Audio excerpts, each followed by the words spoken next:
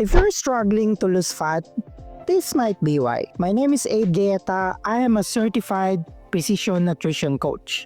Most people think kailangan nila kumain ng sobrang kaunti para lang pumayat. But that's not always true. Minsan, mas lalo pa tayong nahihirapan kapag kulang ang kain.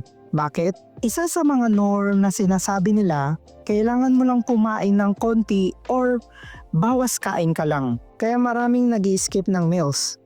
Pero according sa Precision Nutrition, nakita nila na nauubos ang energy ng tao at mas lalo silang nagugutom. So ganito siya.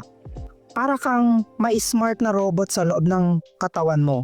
Kapag kulang ang kain mo, bumabagal siya para makatipid. Ayon sa Precision Nutrition, kapag sobrang kaunti ang kinakain mo, na-stress ang katawan, nababawasan ng muscle, at bumabagal ang fat burn. Kasi ang gusto natin ay mabilis. Kaya iniisip natin, less food equals mabilis pumaya. Pero hindi ganun ang katawan. Hindi lang ito calculator.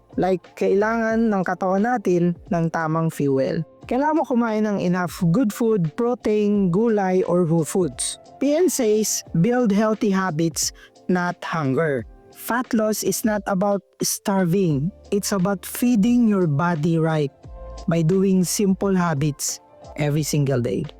So,